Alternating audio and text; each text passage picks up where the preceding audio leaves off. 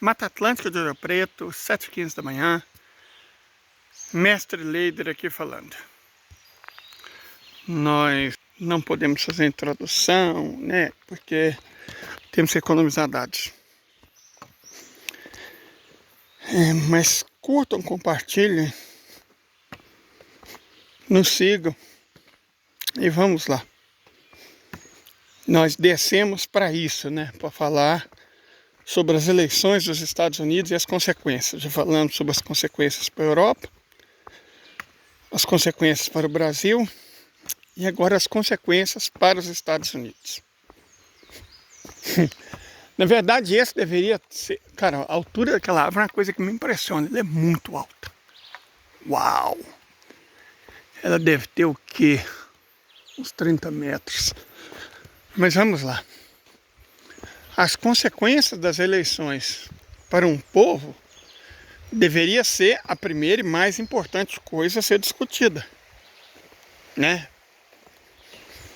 Todo mundo sabia as consequências da eleição do Bozo para o Brasil. Nós falamos para os argentinos as consequências se elegeu Milei. Mas as pessoas não quiseram acreditar. Elas não quiseram refletir. Certo? Mas não vamos entrar nesse mérito. Vamos tentar responder. Quais as consequências das eleições nos Estados Unidos para o povo americano? Olha, de um ponto de vista da economia política, nenhuma, não vai ter mudança. Tanto faz. Vai ter mudança naquilo que diferencia os republicanos dos democratas. A pauta de costumes. Isso vai ter mudança. Com certeza. Então vamos começar por isso. Que é o setor onde haverá mudanças. A pauta de costumes. Mesmo sob uma presidência democrata, a maioria da Suprema Corte é republicana. Essa maioria republicana já garantiu que o direito de alguns estados não só proibir o aborto, como puni-lo como bem desejam. Alguns estados americanos, a pena para o aborto hoje é a pena de morte. Parabéns, Me Too. Marcha das Radias, uau, parabéns. Conseguiram lascar ainda mais com a vida das mulheres pobres. Outra consequência é que agora as cotas raciais são proibidas. São proibidas, é proibido cota racial. Carne negra, como é que eles gostam de falar? É mais barata do mercado, né? Então, para o arco-íris florescer, as mulheres, os negros e os pobres nos Estados Unidos nunca penaram tanto. E eu digo uma coisa para vocês, vão penar ainda mais. E eu desconfio que agora vão partir para cima também dos LGBTQ. Até agora eles foram poupados, né? Para disfarçar a absurda e grotesca retirada de direitos de mulheres e negros nos Estados Unidos. Até agora eles foram poupados. Poupados, né? Mas desconfio fortemente que em caso de eleição, eu acho que eu não vou escapar da chuva não ter trazido a minha mochila com a capa de chuva foi um erro, mas eu tinha muito que gravar esses vídeos. Enfim, desconfio que com a eleição do Pato Donald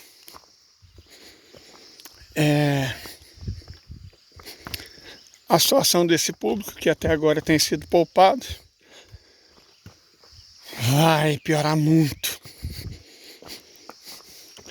Sabe a conversinha fiada da diversidade?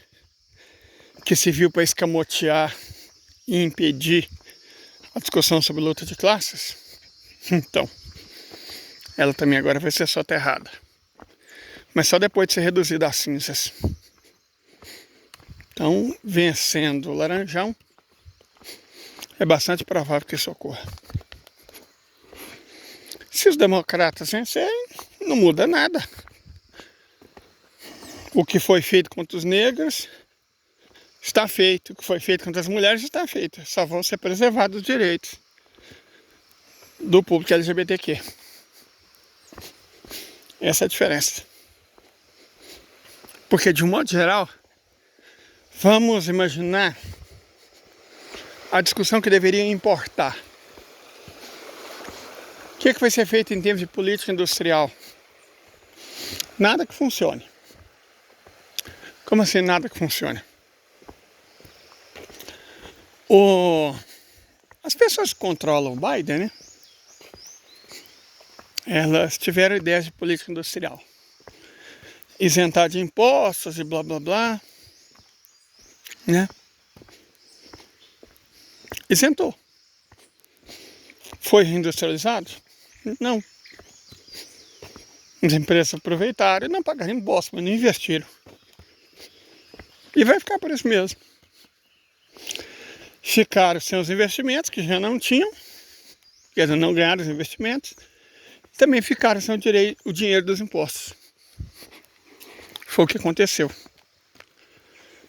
Não só não ganharam nenhum emprego, como com menor arrecadação perderam empregos que tinham. Ok. Aí a política de obrigar empresas americanas a transferir suas unidades industriais, não só americanas, né? Até empresas de outros países a transferir unidades industriais para os Estados Unidos. Vai fracassar, como tem fracassado até agora. Porque não é questão de você obrigar a transferir. Estados Unidos tem mão de obra qualificada para isso? Não. Por que não tem? Porque estudar nos Estados Unidos é muito caro. As universidades lá, Columbia, Stanford e tudo mais, elas estão preocupadas em defender o liberalismo, o wokeísmo, o identitarismo pelo mundo. Elas não estão preocupadas em dar educação barata e de qualidade para as pessoas. Estão minimamente se lascando. Tanto que Stanford, principalmente Columbia, foram as universidades que mais duramente, e são as mecas do woke identitarismo, foram as universidades que mais duramente reprimiram estudantes e professores que apoiaram a Palestina. Então, né? A política industrial democrata é um fracasso completo. O problema dos Estados Unidos é que não tem cluster. Não tem arranjos produtivos locais. Não tem sinergia. A infraestrutura está em frangalhos. A educação é muito cara, não existe mão de obra qualificada, os salários são muito baixos. Então, não adianta. Política industrial que, na verdade, é maquiagem. Vencendo a cavalo, por mais que sejam adotadas políticas industriais, elas fracassarão. Pelo mesmo motivo que as do Biden fracassaram. Na verdade, deixaram a situação ainda pior, né? Aí se venceu o Laranjão. Vamos dar uma olhada nas políticas econômicas do Laranjão. O Laranjão quer sobretaxar produtos industriais em 100%, em alguns casos. O chinês, por exemplo. Vai dar certo? Preciso mesmo responder, gente? Né? Preciso mesmo? É óbvio que não. Fracassar miseravelmente. Porque eles não têm produção interna. Aí fala, mas se sobretaxar vai ter. Como vai ter? Se não tem infraestrutura, não tem mão de obra qualificada, não tem recursos naturais. Ah, mas recursos naturais pode importar. Na verdade, não. Porque o próprio Laranjão falou que país que não adotarem o dólar, o que deixar de adotar o dólar, vão ser proibidos de exportar para os Estados Unidos. E esses países exportam principalmente recursos naturais e energéticos. Então, a política dele é contraditória em si mesma. Ah, mas ele vai causar guerra, vai interferir na Venezuela, causar guerra no Brasil. Com que dinheiro? Explica aí pra mim. Com que dinheiro?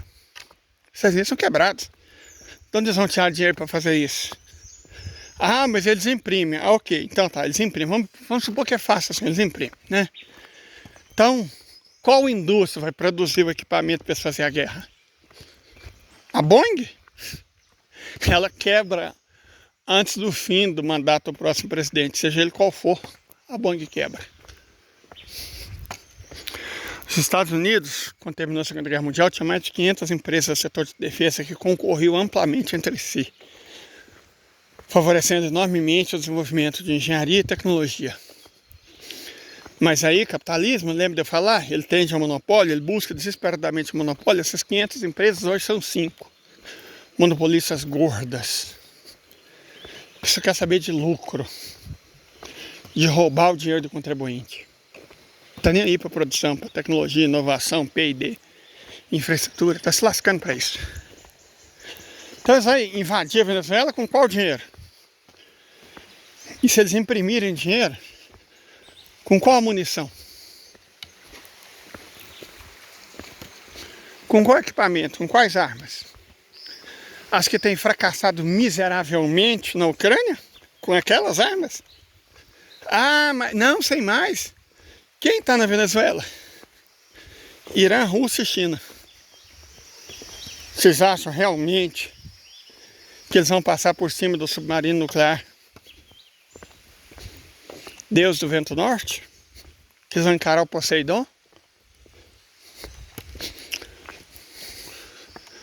Os mísseis nucleares hipersônicos Buratva? Vocês acham realmente? E agora Cuba está nos BRICS. A faca agora está do ladinho do pescoço. Então como? Explica aí para mim, ateu. Como é que o Trump vai fazer essa guerra? Dando ele vai tirar arma, munição, equipamento, infraestrutura, soldados e dinheiro? Como